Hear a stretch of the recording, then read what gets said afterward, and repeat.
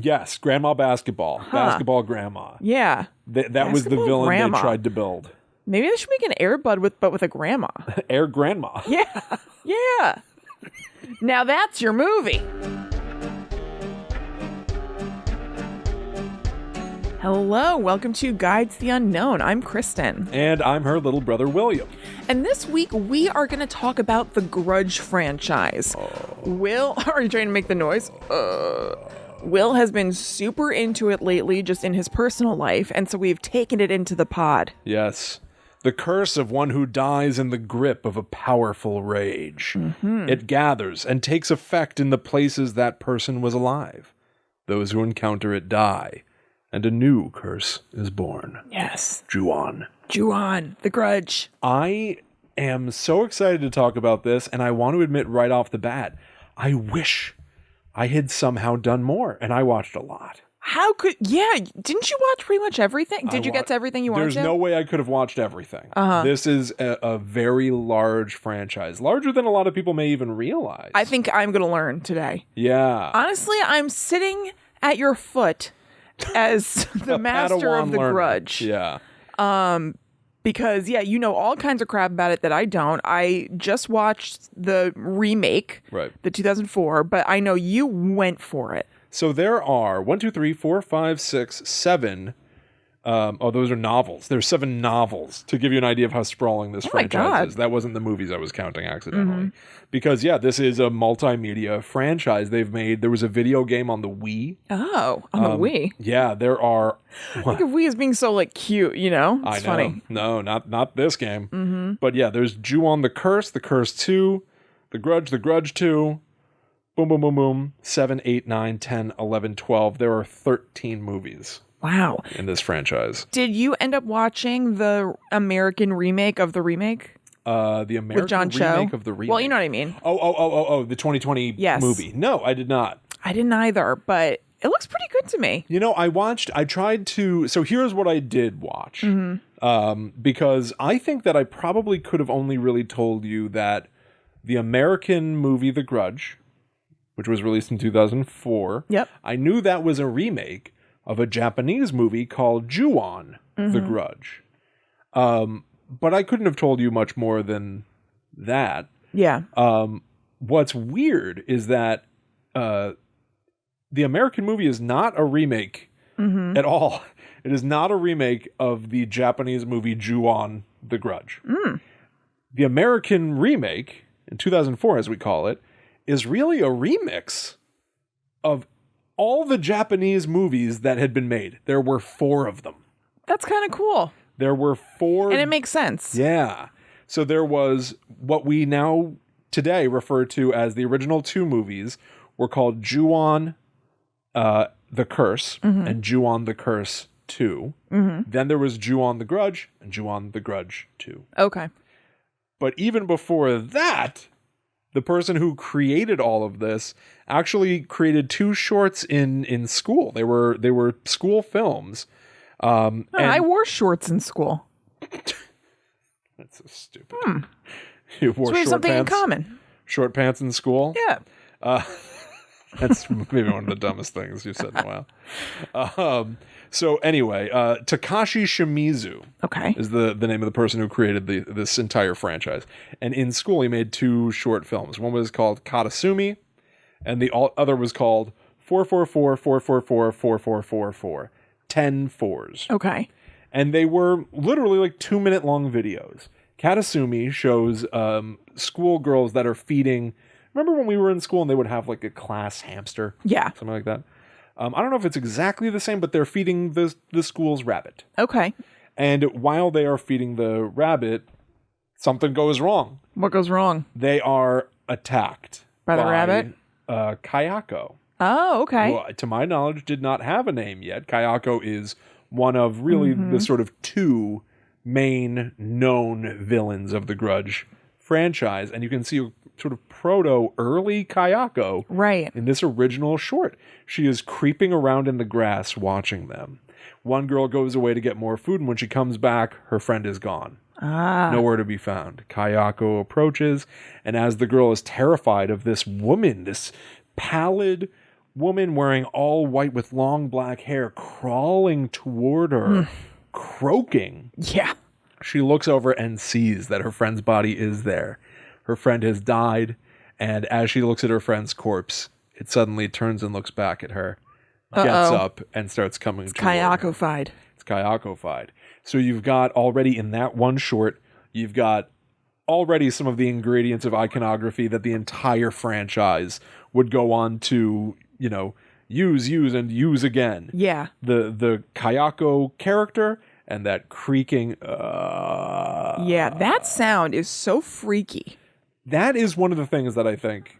It's so unsettling and unique. Yeah. Like, what a weird thing to pick up on to make, like, a signature scary thing. It's how you know series. She's around. Yeah. Is that you'll just hear that sound. Mm-hmm. And the way that the movie will start to contextualize why she makes that sound is sort of doubly scary to me. I'm sort of curious. I always like looking at. It was fascinating for me to look at this property. Right. Because admittedly, what I knew about it was I had seen bits and pieces of the original Japanese The Grudge and the American The Grudge. And there were, ultimately, I think my enjoyment of this franchise boils down to 30 seconds of stuff. Uh-huh. But it is some of the scariest material I've ever seen in a movie. Yeah. Part of it is that sound. Yeah. That sound and the Toshio cat sound. The Toshio cat sound is weird. Weird. It's very, very weird. It's such a unique, unsettling movie, or the premises are unsettling. Yeah. Like it's totally unique. We're not used to a ghost story with sounds like this. Like when you think about ghosts, you think about like, whoa, kind of thing. Rattling chains. Yeah. You know? But not this, guttural. Right. This croak. Yeah, croak. And a cat squealing coming from a child. It is what bizarre. The hell? It certainly is, and I don't know this. Let's also call out the fact that like I cannot possibly understand the entire cultural impact of this in Japan. I'm gonna probably botch names, but I'm gonna do my best. But certainly over here, I look at The Grudge and I go, wow, I've never seen anything like this before. Such a thing, and it scares me on a very primal level. Yeah. There's also something about Kayako, even in this original short, in Katasumi, this 2-minute short, where she's creeping in the grass. I know. I wonder if that is part of it for you, possibly. You don't love people creeping. I don't love creeping. I don't love somebody who like is looking at you from far away. Right. So coming toward you. When I was watching The Grudge, I was thinking about the stuff that freaks you out. And I was like, this is kind of like tailored in some ways to what freaks Will out specifically. Yes. And that's why I'm very curious about you, because I do think that the reason why this all sort of resonates with me, again, it's not that I look at the movies and I go, boy, what a great overall film experience. Yeah. I look at it and I see the ingredients of things that I can't really give a name to that just scare me. Yeah. Do you have a reaction to any of this? Not that much. Like, maybe it's because I watched the Grudge 2004 American version, and it's not great. It's not like a terrible movie or anything, but it's weirdly flat for all of the cool things that we're talking about. Yes, I agree. I watched it this time with more appreciation than ever, I think, but I agree with you. Yeah, it's certainly not bad, but I wasn't like enthralled by it or anything. So no, I was like, ooh, that's creepy or that's cool or whatever, but nothing really like got me like viscerally scared. Wow.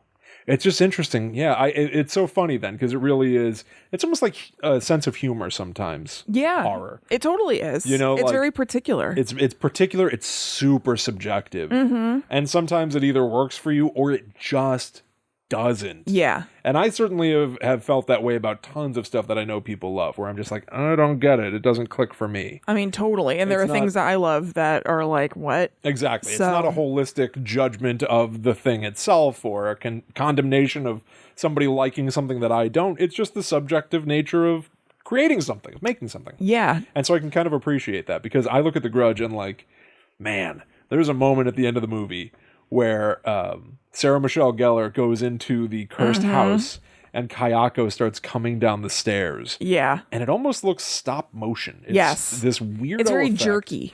it would be copied constantly. I remember seeing this in like all the J-horror American remakes around that time. For sure. But I feel like The Grudge actually did it really effectively, where Kayako unnaturally crawls down the stairs, and her staring face, she's got this mournful but also angry expression on her face.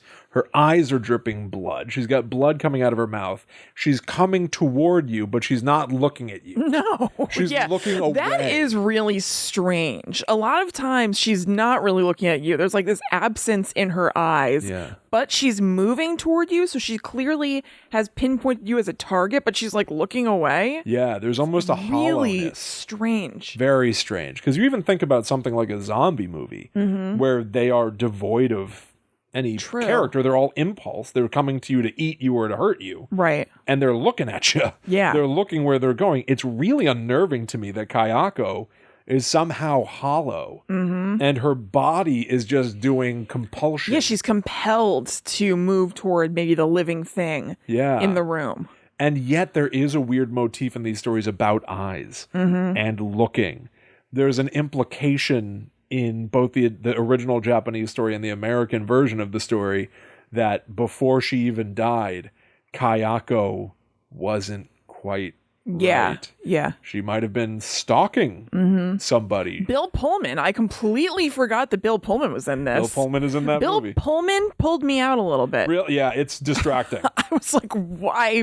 I was shocked when it fired up and Bill Pullman was there. I have to say, Bill Pullman is such an odd performer for me because what I associate with him with is Casper the Friendly Ghost.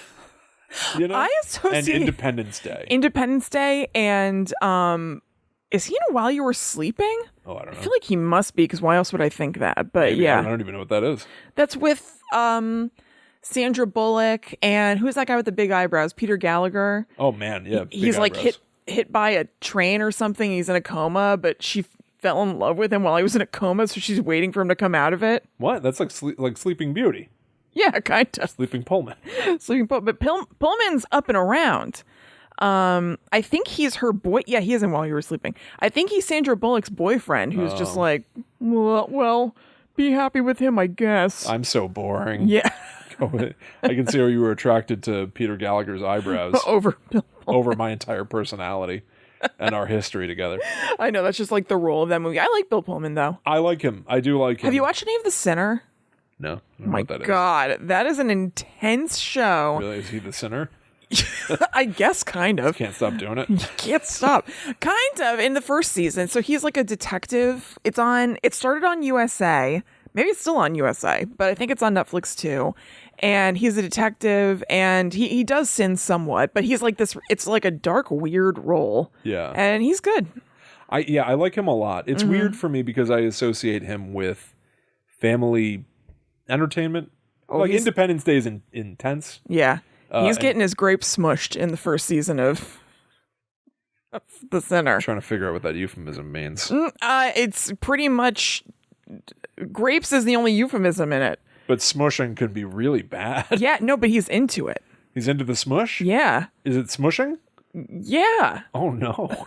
I think so. Oh no. I don't know. He's into all manner of smushing of all different ways. Oh, he's not getting pulled anymore. Now he's getting smushed. Pull man. Smush man. Smush man. Yeah. Bill Smushman. Yeah. So, because I associate him with like Casper, I saw him in this and it's just like weird because he's almost got this like heaviness to his character where he's suspicious. And I was like, well, it would be a long time until I grew up and saw Lost Highway. And I think that's more what this wants to sort of like in that movie. He's sort of just like walking around without much of an expression on his face. And in this, I sort of got the same sort of deal. He creeps into Kayako's house and he finds a diary that's dedicated to him. Yeah. Where Kayako is just dedicating her love to him over and over and over and how deranged that is. Right. And so I don't know. I like the idea that Kayako might be one of the things that I think is weird about The Grudge. So I read to you at the start of the show, I said this, you know, the curse of one who dies in the grip of a powerful rage. Right. And you'll come back as this vengeful spirit and kill people. Yeah. It's like, well, who doesn't When somebody's like murdered, Yeah, why it's wouldn't true. they be full of rage? It's kind of the default, probably. Yeah, it's a no-brainer. Yeah, I mean, I think that they even say like that's like the little title card in the beginning, right? Yeah. I think during the course of the movie they kind of amend it to emotion. Yes. And so that would seem to apply to everybody. But is it only happening to people who die in this house? Well, that's why I think Kayako is a fascinating starting point, because it's not just then that she died in the midst of a powerful rage. She's murdered by her husband, right? Takio. Mm-hmm. So, of course, she's angry. Yeah. The thing that makes her unique, I think, is that when she was alive, right, she had this like extreme emotion. Yes, there was something different about her. Yeah, there's something about Kayako. It's not just enough that she's. Yeah, I gotcha. Okay. Don't raise your eyebrows. Go ahead. Something about Kayako. Oh my God. I'm full of beans, I guess. I'm sorry. Now I have to make a poster. Somebody make the "There's Something About Kayako" poster so I don't have to. Get to work doing now. So, but like the idea that like it's not just that anybody became a ghost. It's right. Kayako. Yeah. She was angry before, and now it's even worse in the afterlife. Yeah. Now that she can seemingly never be stopped. Right. So what I watched, so I mentioned the two shorts. The second one, that was all fours. That's because, and we've talked about this before, in Japanese, the word for death is pronounced similarly to the word for the number 4. Oh, okay. So, like, we consider 13 to be unlucky. For them, 4 is considered to be that rings a bell. So in this second short, the 10-4s, there's a guy that's walking home. A phone is ringing somewhere. He finds it. It's a cell phone, and the person in the caller ID says it's from 444444444. Yeah. He answers the phone, and it's just the sound of meowing. Oh my God. This filmmaker loves a meow. Loves a meow. And at the end of he's sort of like stays on the phone and he's like, is this a prank? What is this? I found a phone on the side of the road and I answered and someone's meowing. And then I get to the point where he's like, can you see me right now? Ooh. And then I think the last moment of it, I don't know if I'll have the exact phrasing. He's like, all right, who is this? Mm-hmm. And then just to the side of him, a little voice goes, it's me. And he turns and looks, and Toshio is sitting next to him. Yeah. Toshio, then it's a close zoom on his face, like and this is where I think that Takashi Shimizu was like way ahead of his time. Mm-hmm. There's a snap, like a jump cut. Toshio's face is now filling the frame. He opens his mouth. A meow comes out. Yeah. Black goo is on his lips, whatever, and the video ends. Yeah. And I look at that, and this is a short that was made in 1998. And it is exactly what like David F. Sandberg got started doing when he made Lights Out. Right. Where it just ends with a jump scare. Right. It's the YouTube horror short filmmaker trope. Mm-hmm. You do your long game thing. Somebody flicks on a light switch, and every time it turns off, you see a monster there. There are 1,000 of these, and the way it ends is, jump scare, and then smash to credits. Right. And it got David F. Sandberg into the system. He's now directing, Shazam and Annabelle, all these big movies. Yeah. And it happened for Takashi Shimizu in Japan in 1998. And it's like, this is a repeatable formula. This is a trope. This is how it works. Yeah. So from there, he goes on to create 2 movies, Ju-on the Curse and Ju-on the Curse 2. Mm-hmm. He's given a little bit more money. When you say that, does that mean that they were, were they a pair? Or is it that Ju-on did well and then they were able to make 2? It's so much stranger than that. Uh-huh. He was given, I don't know how much money, but it amounted to, he had 9 days to shoot material. Okay.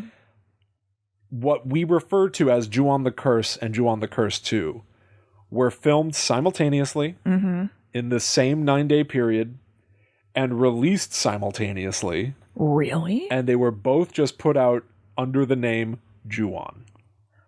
What? There was no 1, there was no 2. Curse was not part of the title. Everything that we refer to the franchise as has been applied to it after the fact to help organize it and make sense of it. That seems good. Wait, so they were released in theaters both as Ju-on? I don't know if they were in theaters. Okay. I don't know about that, but they were released simultaneously, just called Ju-on. Ju-on and Ju-on. Why? I don't know. Art? That seems like not a good idea. It's very strange. Yeah. And so as a result... It just seems kind of needlessly confusing. Well, the films are structured confusingly. So you watched the 2004 remake. Yep. And in it, it's it's relatively straightforward, but there are a lot of flashbacks, right? So we see Sarah Michelle Gellar is assigned to look after Grace Zabriskie from Twin Peaks, who lives in the haunted house. And then at a certain point, we flash back and see the moment where Grace Zabriskie moved in initially. Right. And movies do that all the time. You have your A-plot, then you'll do some flashbacks to contextualize things. Well, Takashi Shimizu in these original movies, it was so much more intense. They were non-linear movies. Yeah. You would start the film and the first chapter would open up with a title card with the character's name. Mm-hmm. It would be like his horror shorts where, there's a tutor who's working with a student. There are all these cat toys on the desk and she keeps turning them away from her so that they won't be looking at her. Yeah. You get the idea that she's just uncomfortable in this house. Uh-huh. Eventually the kid runs off to school to feed the rabbits. Yeah. You don't know what that means unless you saw his 2-minute short student film. Mm-hmm. But if you know it, you know what she's running off to. Right. And the tutor is left alone in the house. She hears a sound. It brings her into the closet. She looks up. She lights. She flicks on her lighter in the attic. Mm-hmm. Kayako is in the attic, dead. Reaches out for her croaking and pulls her up. Yeah. New title card, new character's name, new story in that house. Is it taking place before or after what we just saw? Mm-hmm. We don't know. Right. And that happens throughout the film. They're all individual vignettes. Okay. Some of them connect to each other. Some of them don't necessarily connect to each other. And it's not clear when they all occur. It's almost individual scenes that are shuffled. Is that satisfying? Not to me. Yeah, because I don't... It's very puzzling, and especially the cultural barrier is a struggle for me. Yeah, I don't like usually movies that are vignettes like that. Yeah, I definitely like, it's something that's been done 1,000 different ways, like Pulp Fiction, right? Like, I feel like in that movie they killed John Travolta and he shows up later in a scene. Yeah. So you know that things are happening out of sequence, but I don't know. There's a little hand-holding there just by culturally being on board with that type of film, or the fact that it's just so gigantic. Right. So I definitely struggled with this. Like I almost felt like I needed to sit down, like Hunt a Killer. I almost needed to sit down with like a pen and pencil. Yeah. And chart it out. Right. Some of it was a little rewarding and some of it just was very puzzling. Mm-hmm. But the fact of the matter is, it's loaded with tension, dread, and fun ideas. Right. And that again is why I say, like, more than anything, I look at this franchise and just see snapshots of things that really resonate with me. Yeah, rather than the whole thing. It sounds like that movie might kind of scare me, because tension and dread usually is what gets me. Like, the most I've been scared that I can remember in recent memory from entertainment was A Quiet Place. Yeah. I was like, yeah! I was like jumping out of my skin just because you were waiting for things to happen. Yeah, there's undeniably, there are a lot of build-ups. Mm-hmm. And there are also jokes. Yeah. There are also weird jokes. Like Takashi Shimizu, it's so clear to me that, and again, how comedy and horror are very, very similar. Tension and build up and then jump scare is the same as story, set up, and punchline. Right. It's the exact same rhythm. It's well-trod territory. It's not a new idea. But it's fascinating to see it in this movie because there's a scene where a couple moves into the haunted house. And there's like all this wild, impossible to track stuff of like, sometimes Kayako might almost be possessing people. Yeah. Or just influencing their actions. In any case, a woman gets the mail and a drawing made by Toshio is in the mail. What's the drawing of? Of his family. And it's spooky looking. It's like spooky faced Toshio next to spooky faced mom and spooky faced dad. And so she is just sort of staring at it and lost in thought. Comes back in and her husband is sitting at the kitchen table. When she walks into the room, he's going, I thought we agreed we were only going to buy the Jamaican blend coffee. This is terrible. This coffee is disgusting. And then she comes over with a frying pan and she puts an egg that she made for him on his plate and he goes, I told you I like my eggs runny. I don't know how many times I have to tell you. And she smashes him in the head with the frying pan. Yeah. And he lands down on the ground, and what you and I usually don't like happens. He starts twitching and flopping on the ground as she walks back around to the other side of the table, sits down and starts buttering some toast. Yeah. And it's like a miniature open and shut case, a little story of another tragedy in that house, just another murder. But the joke of, my husband is an annoying idiot. Yeah. Who all he does is complain, and he's not doing anything For himself or to help. He expects all this of me.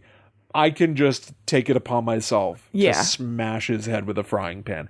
And it's even it's almost, a comedy mainstay. It's like the Honeymooners. Yeah, totally. Like hitting, what's his name from the... Archie Bunk? No, that's not Archie Bunker. No. Who's this man? The dude from the comic strips, and his wife was always hitting him in the head with a rolling pin.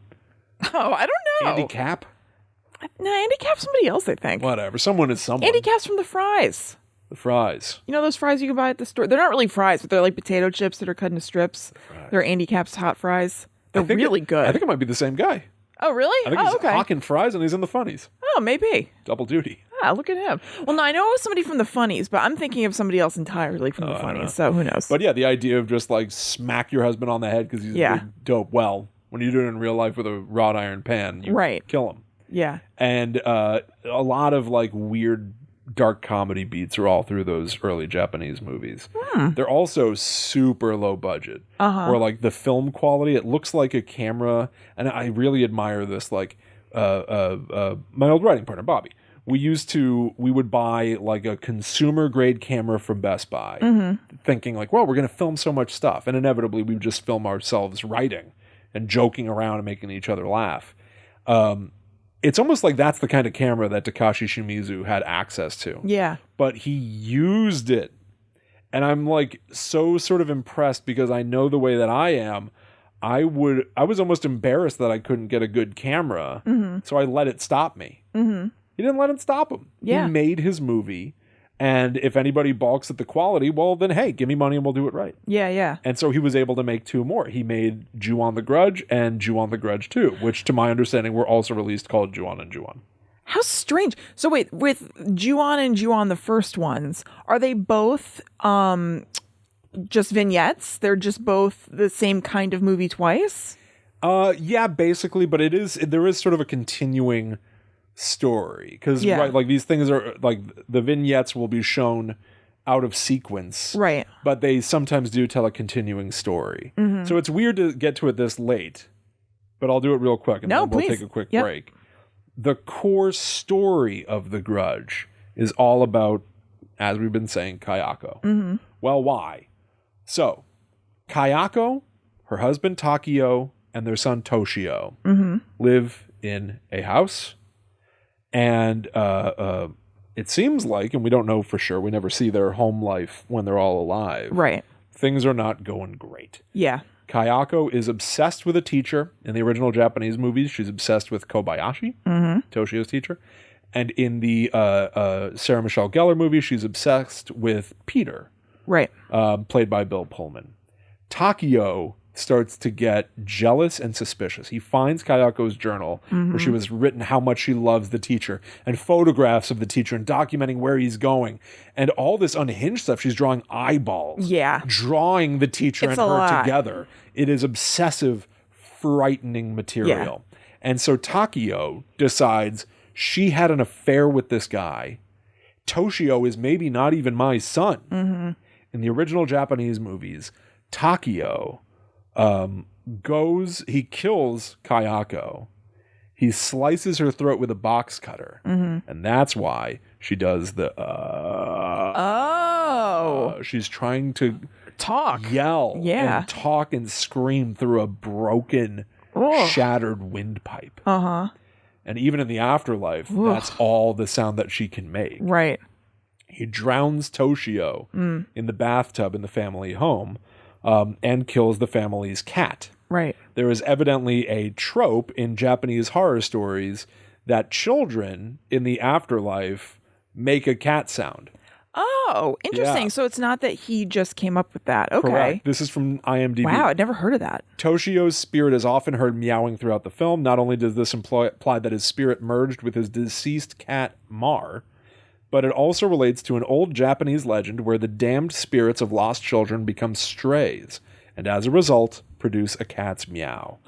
So Toshio is a stray. Right. It's just this old Japanese legend, which is kind of interesting. Yeah. So in the original Japanese movie, Takio then goes after the teacher. And in the original Japanese movie, that amounts to he goes to the teacher's home kills his pregnant wife. Oh, God. Meanwhile, the teacher has gone looking for Toshio, who hasn't come to school, and finds Toshio in the house, looking abandoned and worse for wear, and his knee is skinned. This is true in both the original Japanese movie and the American movie. And he's asking, where are your parents? Are they out? And there's a very weird moment where he places a phone call looking out the window, and in the background, just out of focus, Toshio turns and looks at him, opens his mouth, and a meow comes out. And it's just so, you can't wrap your head around what's happening. But we learned that Toshio is already dead. Right. He's already gone, and dead Kayako upstairs starts coming down the stairs. And in the Japanese original, she kills the teacher there. Yeah. And in the American version, the teacher, Bill Pullman, just barely escapes, but the next day plummets to his death, either because he jumped out of having lost his mind. Yeah, or the influence of Kayako on him. Compelled him to kill himself. Yeah. And so that's really where all this comes from. Then it's a little ambiguous, but it seems to me that Kayako then kills her husband. Ghost Kayako kills her husband. In the American movie, they almost imply that Takio may have hung himself, and his body is seen in a vision by Sarah Michelle Gellar swaying and banging against the wall. Yeah. In one of the Japanese movies, Toshio is the one that is, with bodies that are hanging, batting them. And just letting them sway and watching as he bops these hanging bodies into the wall. Like in that movie Sinister? Is that what it is? I think it is. With Ethan Hawke. It's like a scary movie.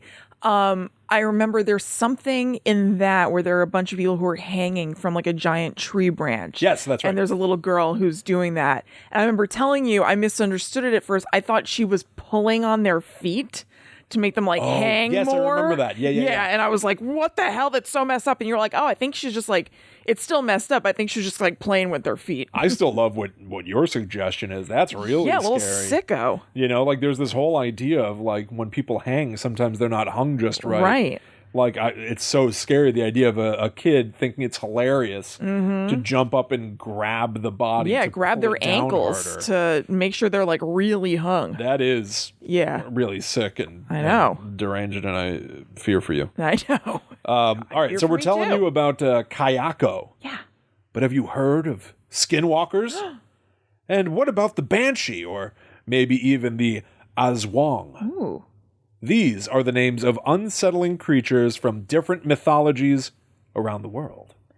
Listen to Freaky Folklore podcast to discover the lore and history of these monsters, as well as many others with a new monster, myth, or mystery every week. Now, Will, I myself listen to Freaky Folklore. Is narrated by Carmen, who does a beautiful job. I know that a lot of our listeners out there will listen to Guides the Unknown to go to sleep.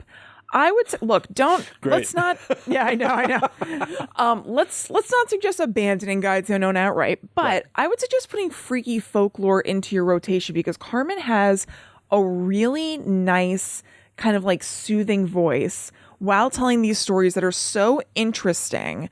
And there's also background music. So it's this really nice listening experience that I think would lend itself very well to kicking back and relaxing. That sounds lovely. I would also like to mention that Carmen works on this show with her son Brandon. Love it. Which I think is lovely as also a family duo. So I really recommend Freaky Folklore, in front of the scenes and behind. 100%. Yeah, I love the sound of that. Certainly it's our kind of thing. Yeah. Right. So you can listen to Freaky Folklore today on Spotify, Apple Podcasts, or your favorite podcasting app, or just go to eeriecast.com. That's EERIE cast.com. Yeah, that's right. So we hope you like the show. Tell them that Guides the Unknown sent you and enjoy Freaky Folklore. And I also want to let people know that this previous week, on Monday, we released a new episode of the Netherworld Dispatch exclusively on patreon.com/GTTUpod. This episode went out only to our demons. That tier starts at $13 a month. And that's the tier that if you sign up right now, you get access to every single bonus show we've ever done. And an exclusive show. Well, all the tiers get access to every single bonus show that we've ever done. But demons specifically Oh no, I guess you're right. I guess Yeah, you're right. no, you're lying to people. You're right. I am No, lying. you're lying. This is how a revolution starts. This is an uprising. Yeah, it begins today. Yeah, Demons get a brand new show every single Monday in everything that we have ever done, Yes. including this most recent episode where Kristen and I played for the first time ever Fatal Frame. Yeah. Maiden of Black Water. Hell yeah. So that's a J horror game. And if you like this discussion of The Grudge, you might enjoy listening to or watching that episode of The Netherworld Dispatch, which is available over on patreon.com/GTTUpod for our demon tier. We also have other tiers, so you can kind of pick your pleasure. But yeah, that's waiting over there for demons. Yeah, check it out, everybody. It was super fun, and I think we're going to do more. It seems like a lot of people liked it. Yeah, totally. Drew, I'm talking to you. Yeah, Drew. Yeah. Whoa. Meh. All right, so let's keep talking about the Grudge. Yes, let's. So what I ended up not being able to watch is almost weirder than what I did Okay. see. So wait, did you watch The Curse? Yeah. And The Curse 2? Curse and The Curse 2. What's weird about that is that The Curse 2, and this has absolutely happened in American movies, like the first half of The Curse 2 is just footage from The Curse 1. Really? Yeah. What American movies are you thinking of that's the situation? Maybe not quite to that extreme. You know what? It's bad stuff. It's like Silent Night, Deadly Night. Oh, okay. I think like Silent Night, Deadly Night 2 is mostly footage from the first movie. Okay. You know, like it seems to anyway. Yeah. Usually be movies that don't have that much of a budget, and cynically, it's usually Stretch movies it that are out. like, we want to make a sequel because we want more money. Right. But How are we going to do this? Yeah. So they just reuse can a bunch of pad it. footage. It's that kind of a thing a lot of the time. So I watched the original 2 short student films. I watched The Curse and The Curse 2, and I watched the original Ju-on the Grudge. right. What's wild is that then Sam Raimi Yeah. from The Evil Dead sees these movies and brings Takashi Shimizu I know. into the Hollywood system, Yeah. into his Ghost House Productions, and asks him, let's remake this for American audiences. So the 2004 Sarah Michelle Gellar movie is directed by Takashi Shimizu, Yeah. which Super cool. love. Yeah. I love that he was allowed to continue in the world that he designed. Yes. I feel like it is, and I read a piece of trivia that like of that J-horror, American remake of J-horror boom, he is, I think, the only original Japanese director to remain connected to get to direct his remake. Yeah. And That's super cool. I think it's wonderful. It probably should happen more, I would think so. if not all the time. Yeah, right. And so At least offered. because of what I saw of the Japanese original movies, this time, and I'd never seen them before. Yeah. This time when I watched the Sarah Michelle Gellar Grudge, I was recognizing shots. That's fun. I could Because you're like, see- it was the same guy, literally. It was literally the same director. Yeah. Covering his own material. It's like a cover album made by the same artist. It's as if Dave Grohl covered Nirvana. Yeah. You know, it's I would weird. listen instantly. There was a British show called Broadchurch, which was like a crime drama. Yeah. And then they remade it for American audiences, and David Tennant played his role again. I love that. That's Yeah. right. I forgot about that. I didn't watch it, but yeah. I think stuff like that is very interesting. I do too. I thought that was so weird and cool. I watched the original Broadchurch, but then I think it was called Grace Point, I think, Yeah, I if think anybody's so. interested. I didn't end up watching that, but I thought that was such a cool idea. It is a cool idea. And it almost begs questioning of like, why bother? I Why guess can't the they're- original just stand on its own 2 feet? Yeah, I know. But I guess just for American audiences, you know? So I looked at reviews of the Sarah Michelle Gellar Grudge, and a lot of people agree with a lot of the stuff you were saying before about how it's very one note. Yeah, It's very flat. it's okay. But what's fascinating, having seen 4 original Japanese movies in the 2 shorts, Yeah. is like the Sarah Michelle Gellar movie takes all the little bits and pieces of ideas that scared me and interested me and jams them all together in a way that I think actually gels them better than the original sort of did. Huh. And I know this is kind of controversial, Yeah. those original movies are 100% worth seeking out and watching. You can see The Curse 1 and 2 on YouTube along with the original horror shorts. Otherwise, they're kind of hard to find. But since that was all a lot of like dread and build up, and for me at least, it was complicated to understand the chronology of events. Yeah. The American movie just goes like, well, we like it when Kayako comes down the stairs. Right. We like it when somebody looks down and Kayako is under their blanket. Yeah. Looking up at them already. Like Ted Bundy. Yeah. Ugh. If you don't know what I'm talking about, Ted Bundy had a girlfriend who said she would wake up and Ted Bundy was under the covers looking at her body with a flashlight. Ugh. Ugh. A nightmare. Ugh. A nightmare. Yeah. I can't believe that's real. Yeah, I know. It's horrible. So the American movie really just like takes all the greatest hits in a weird way. And in many ways that's kind of flat. Yeah. But in another way, it's like having another draft. Right. You know, as much as it's fun to see Takashi Shimizu's original student films and go, oh, these really have everything in them. Toshio and Kayako are here almost identical to what they'd be in the later movies. It's also nice to see that maybe he just like trusted his idea that much and was like, no, this is good. I'm going to stick with this. I know. You know, like I feel like it'd be so tempting to be like, I made this student film. I think it's freaky, but you know, I'm like older now and I should probably figure something else out. But he was like, nope, this is freaky as hell. Yeah. And I'm sticking with it. And certainly like I noticed that like if I tell the same story twice, I even if I'm telling it to two completely different groups of people, right? I know that I change it because I get self-conscious about like, am I just self-aggrandizingly like so proud of my story? Like I'll change things here and there just to keep it fresh. When I was a hairdresser, I would tell the same story over and over and over again because you're looking for material to talk about with your clients. Yeah. And so, I would joke. I mean, we all did, I think. But I would joke about how I would like be embarrassed that somebody who's at the station next to me is going to hear me make the same observation and joke. And I try to change it or, whatever. I actually think, and I understand that anxiety. But I remember the Now Playing podcast. I think it was Stuart from the Now Playing podcast said something really interesting where he was like, what's so wrong with doing the same thing over and over? Yeah. What's so bad about that? Nobody got mad. Nobody gets mad at a painter who they're like, I like to paint ships on the water. Yeah. It's like the same thing all the time. Yeah. But it's the image that's stuck in their head. It's the image that they're ruminating on. It's the image that they're trying to perfect. Even though broadly speaking, it's the same thing again.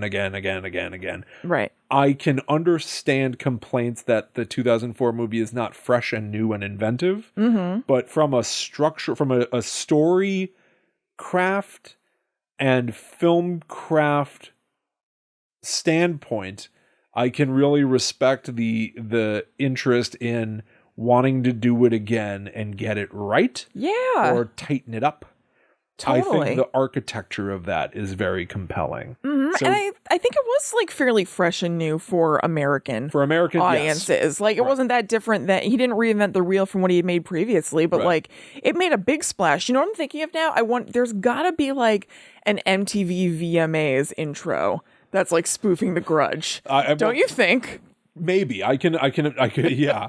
There's definitely, I think, Toshio is definitely in the Scary Movie franchise. Oh, certainly. And I think it is very racist. Oh, great. Very racist. I think he just says like Toshiba and Samsung. Like he just says like company names, Japanese company names. Yeah. It's like, way to go.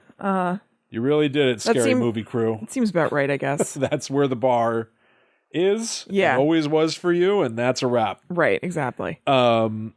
But yeah, I mean, it certainly is it's so funny because I do see comedy in the Japanese original films. The American movies definitely are very self-serious. Yeah. There's so much opportunity to just poke fun at them because they are so dramatic. Right. So I want to talk about a little bit of origin stuff because something that I was pretty fascinated by is why. Why these characters, why this story. Why does it resonate with me and what does it mean? Right. So for one thing, it turns out there's a scene from The Grudge where a woman is being attacked in a building. She's got She's got a phone that has a little keychain thing on it. Yeah. Of in the American movie, it's a lucky rabbit's foot. And Kayako is in the stairs. Yeah. Like one of these gigantic A stairwell. A stairwell. She's crawling up the stairs from like 50 feet below. Yeah.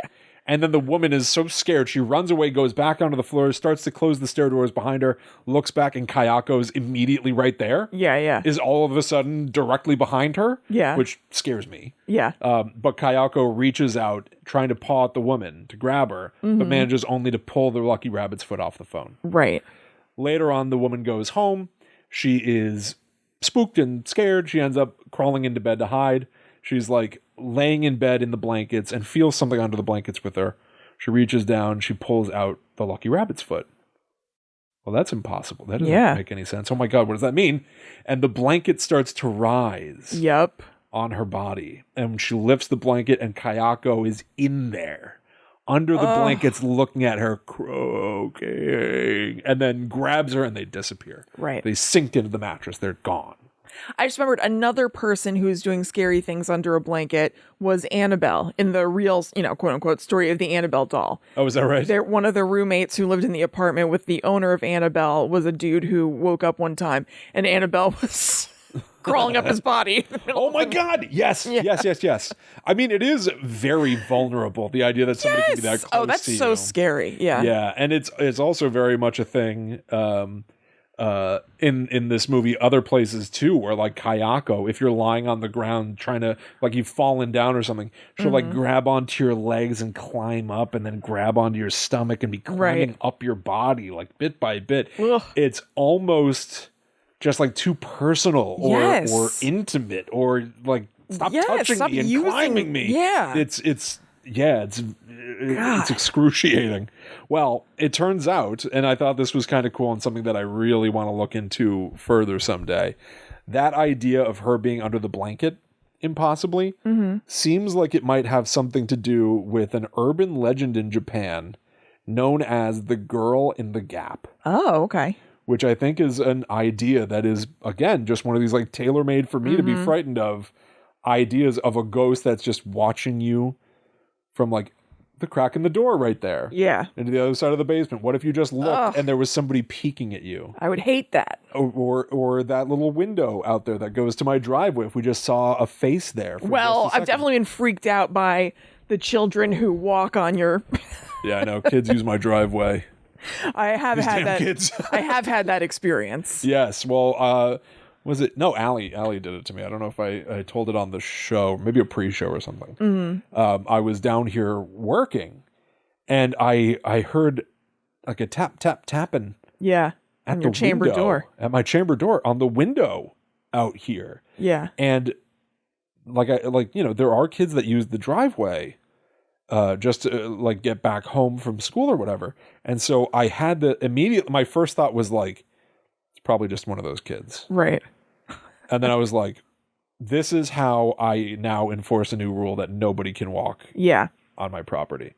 Because if they're freaking me out or they're trying to wave to me even. Yeah. Can't be having that. I'm too scared. I'm too much of a chicken. Yeah. And then I realized, and I texted Allie and I wrote, is there any chance that's you? Is there any chance that you just knocked on the window? And it was her. Yeah. The sun had just gone down enough that I couldn't see her. She thought that I could see her. Oh. She was with Zoe. And they were waving to me. And it was meant to be sweet. Yeah, right. And I love that. And I love them. That's and cute. It scared me so much. Yes, I can understand. And I was just like, I love you. Please don't do that. Don't do that anymore. It's too spooky. Yeah. I get too scared. It's like kind of pathetic. That's really funny. So anyway, that's like an urban legend in Japan, the girl in the gap. And I think I've read creepypastas that are very similar. About even like, somebody opens a drawer of their desk and there's like a person in there looking at them. Everywhere you look. I haven't heard that. The inescapability of this. She's everywhere. Yeah. And that's how Kayako sort of feels to me. Yeah. But there's an even more fascinating thing. So Kayako might be what is known in Japan as an onryo. Yes. Onryo. literally a vengeful spirit or a wrathful spirit. This is from Wikipedia. They take revenge for things that happened to them when they were alive. They can even do like environmental things. They can cause earthquakes, storms, drought, famine, and pestilence. They're often depicted in kabuki theater wearing white burial clothes, wild, long, unkempt black hair, and white foundation makeup, just pancake white makeup. Yeah. Now that's in theater, where if you want to make a ghost, you can't make some sort of a transparent spirit. Right. There's a person on the stage. Okay. Wearing white, all white makeup on them. I really actually love that Takashi Shimizu maintained that for film. Yeah. Absolutely. Probably originally because he didn't have much of a budget. Right. But even now that they've gotten a budget for these sorts of things, I love that it's people in scary white make. It makes them look drained of blood. Yeah. It makes them look wrong. Oh, completely. And it's very creepy to me, but it might just be based in an old theater trope. Right. And I love that certainly Kayako and definitely, the little girl from The Ring, Sadako, or Samara in the American version. I love that they're just part of a heritage of a creature. Yeah, a larger urban legend, basically. Yes. So here's a crazy mini story because it's believed that people have become Onryo in real life. Here's a Wikipedia for somebody named Prince Nagaya. In the year 729. Okay. A three-digit year. Yeah. In the year 729, he was accused of a crime he did not commit, and he was, quote, forced to commit suicide. His wife and children were killed at the exact same time. Yeah.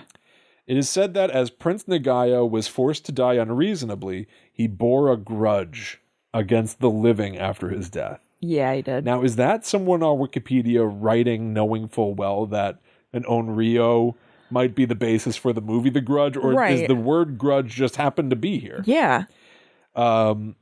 The following are believed to have been the victims of Nagaya's curse. The four people who were responsible for his death caught smallpox, one after another, and eventually all of them died during a major Japanese smallpox epidemic in the year 737. In 1988... That's a humongous leap. 1,200 years later... Yeah. The former site of Nagaya's residence was discovered with many wooden tablets and historic relics on the construction site of a department store. The department store did not care, and they continued construction on this place. 12 years after the store's completion, they completely went bankrupt. William, do you want haunted department stores? Because that's how you get haunted department stores. Kristen, that's not how this works. That's not how any of this works. Anyway, there's also a Japanese story called it is from Yotsuya Kaiden. It's a story from 1825 known as the most famous Japanese ghost story of all time. Wow. And I'm going to try to put it simply because it's a complicated tale.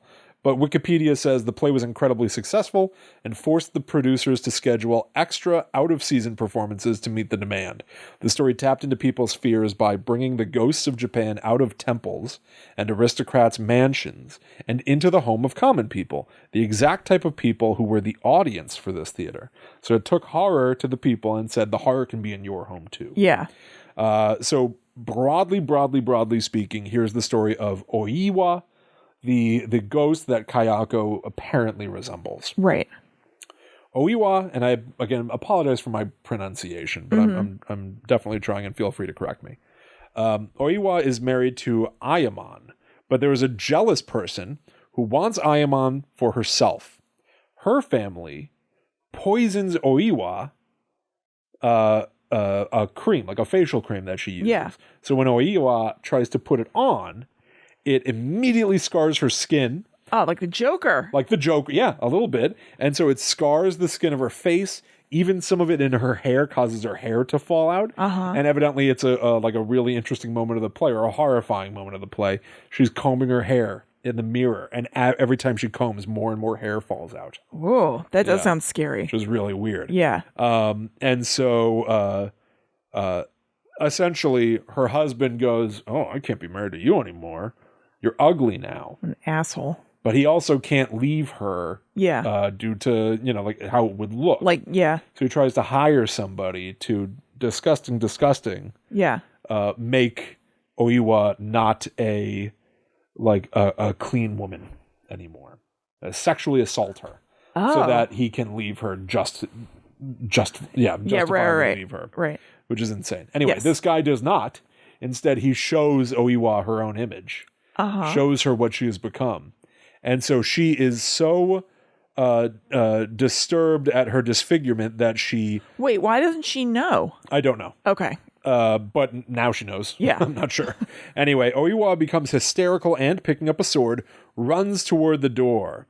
Somebody moves to grab her. She evades him and accidentally punctures her own throat with the sword's tip. As she lies bleeding to death and curses her husband's name. Okay. So she's been stabbed in the throat. Yeah. Just like Kayako Right. will be. And it immediately made me think of that croaking Grudge sound. Yep. I don't know if that's where this sound comes from, but you can certainly see at least some light similarity there. It seems like a coinky dink. I know it might be. It easily might be, but this is something that people say. I'm saying like it sounds kind of related. Yeah. I'm facetiously like that's a real coincidence. Oh, okay. Because there is... It could be. It's not like a complete one-to-one, Yes. but like I don't know. It seems like not everybody's on board with this theory, but enough people believe it that I thought it was worth mentioning. Yeah, it seems worth mentioning. He obviously is aware of those sorts of references. Yes. You know, so Yeah. it's not out of the realm of possibility. So Oiwa becomes an Onryo, a vengeful ghost.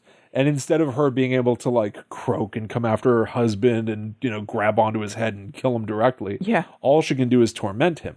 But she does it for the rest of his life. Nice. So she haunts I'm doing him. that with Ryan.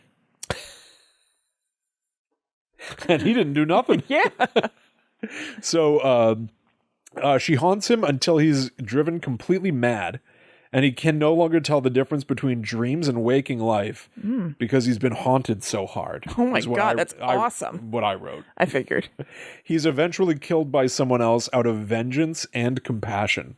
Oh my God. Meaning, you're so far gone, I'm almost putting you out of your own misery. You've been tormented by your But life. also, I hate you. Yes, exactly. Of the vengeance. You're a bad dude. Yeah. It's a little bit of... Wow. A strange brew. It is a strange brew.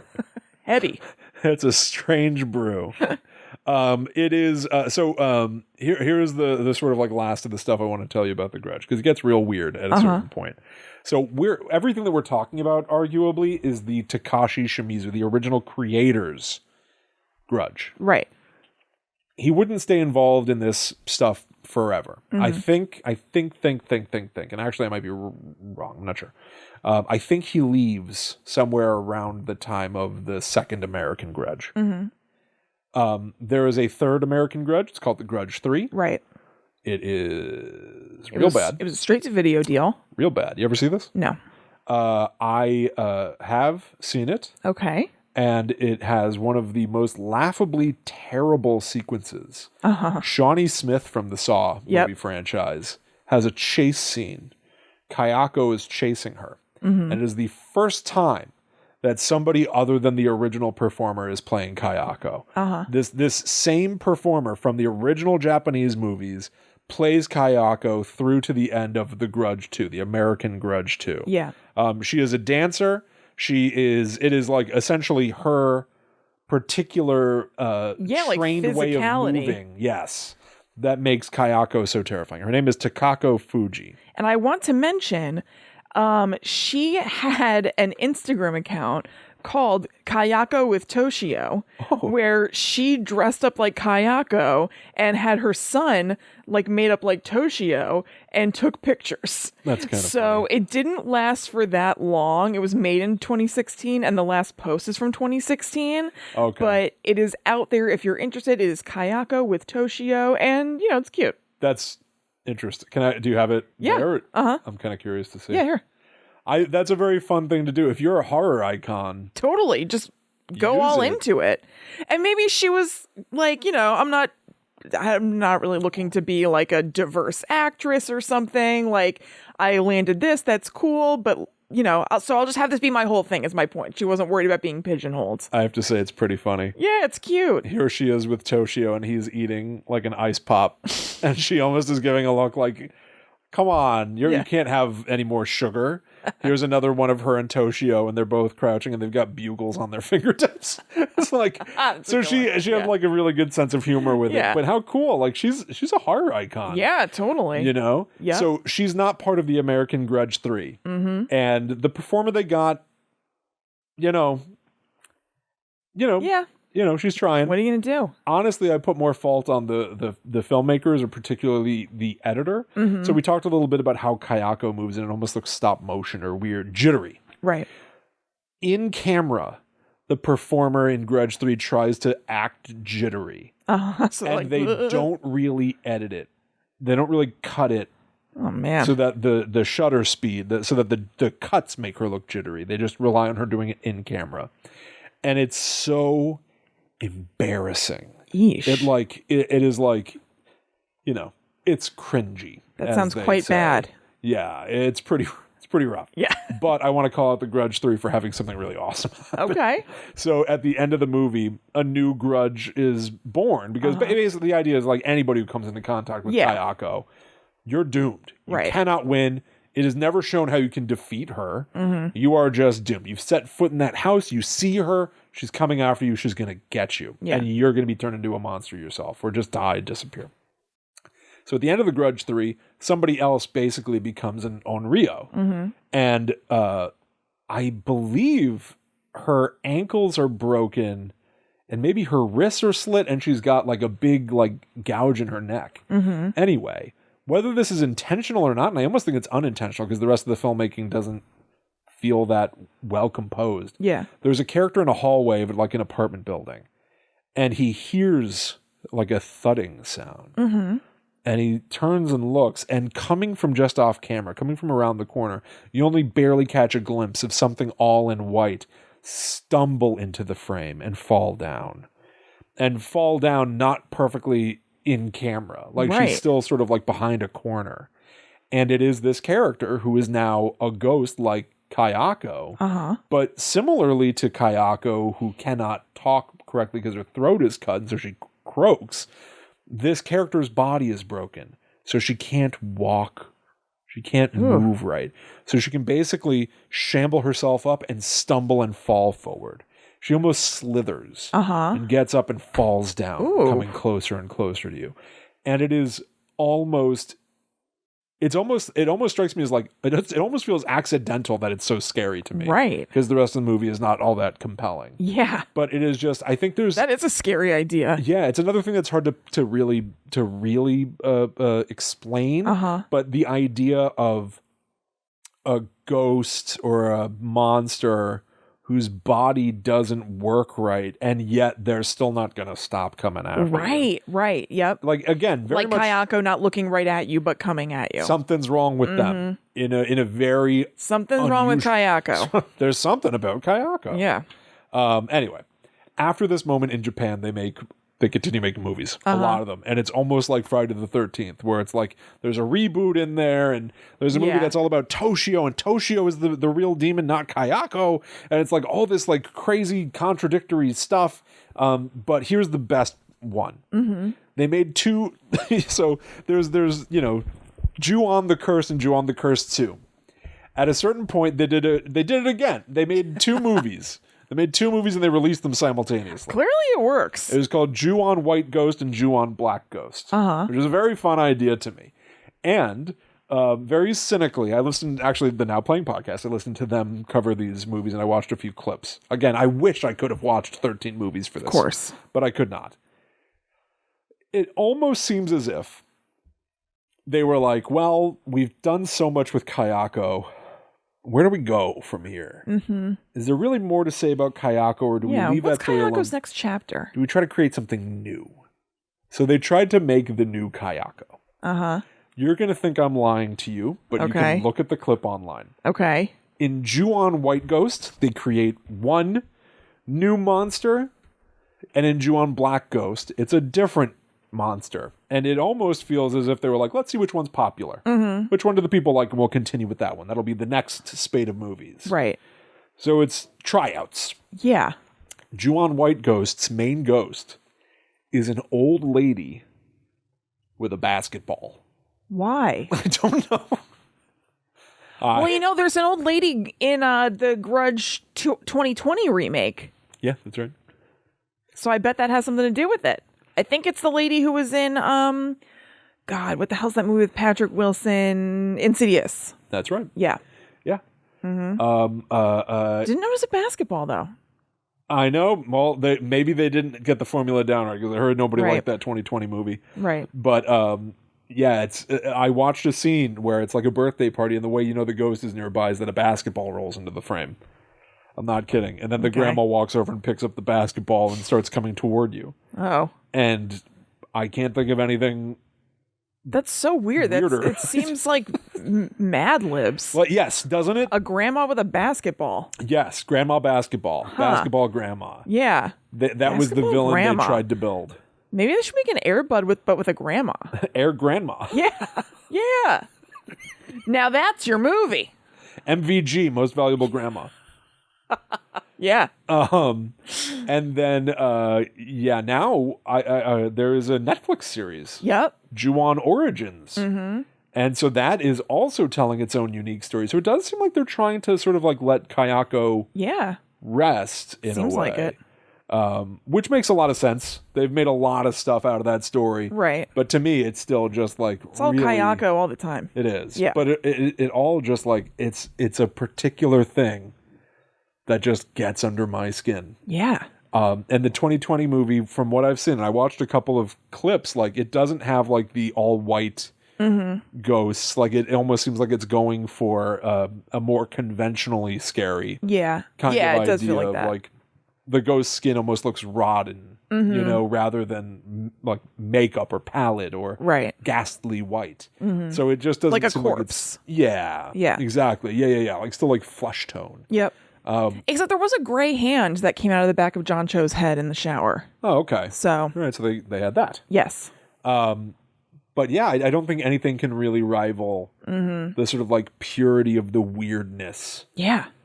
of these original stories, the original Shimizu creations. Yeah.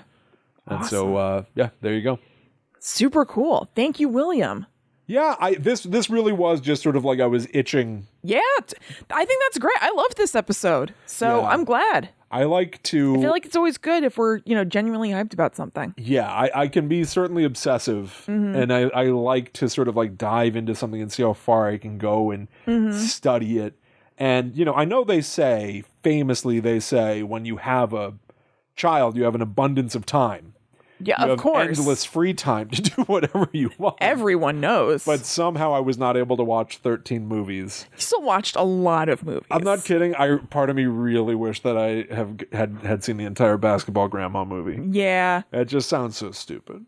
Well, it's leaving yourself a little something for later. Yeah, maybe. Maybe. Who knows? So thank you so much for everybody who's listening, watching. We hope you enjoyed the show. Again, go check out Freaky Folklore and go to patreon.com/GTTUpod, where we have a number of tiers where you can get all kinds of bonus episodes. So we have a tier where you get an episode every single week, another tier where you can get one every other week, another tier where you can get one every 4 weeks. And all of those tiers come with access to the Patreon only Discord, where there are other fans of Guides to the Unknown talking and chatting every day in a bunch of different topic rooms. It's very awesome. So thank you so much to everybody who's over there, because you really, really make the show happen. And I hope if you're not over there yet, you'll come join us. Absolutely. I'm looking right now at what's called the Fluffy Zone in our Discord, where people made a particular chat room so that they can just share pictures of their animals or animals that they've seen. Yep, that's right. Yeah, we've also got in here, there's a memes channel. Yep. We've got what? We got music in here, writing, podcasts, TV shows, books. We had an entire There's thread. robust book talk. We had an entire thread just about the new Scream movie. Yes. There, people were chatting. Yeah. So yeah, go check that out, everybody. You get all of that exclusive clubby stuff through patreon.com/GTTUpod. And yeah, check out the most recent episode of the Netherworld Dispatch where we played Fatal Frame if you're into J-horror. Yeah. And I guess I am. Yeah. I don't know a lot of other stuff. I would be fascinated to try some other like properties here. We got a lot of recommendations recently for more like Korean horror stuff too. But yeah, if you want more of that, we did our first playthrough of Fatal Frame. Yeah. So maybe we'll keep playing that one. That'll be fun. Absolutely. Make sure you go to gttupod.com for all things Guide to the Unknown. We've got links to our merchandise there, every previous show. You can find the ways to advertise on Guide to the Unknown or contact us. We've got a P.O. box that you can find out there, so you can send things to us in the mail. Follow at GTTUpod on Twitter, Facebook, Instagram, and TikTok. Yep. So that you can keep up to date with what we're doing and get these little like quick bite spooky story things. I showed a little bit of fear.com on there. Yeah. We've told little stories here and there. Maybe I'll do some Grudge stuff there too. Yeah, maybe by all means. I'll watch Basketball Grandma and talk about it. Sure. Maybe I'll give like a mini review or something if I do that. And if you want to speak to us directly, you can do so as well. That's right. I'm at Chillin' Kristen. I am at The Myth Traveler. So thank you all so much for hanging out with us and getting grudgy. Next week we'll be back for something else spooky. Yeah. But until that time comes, we must travel. Back to the netherworld. Go away.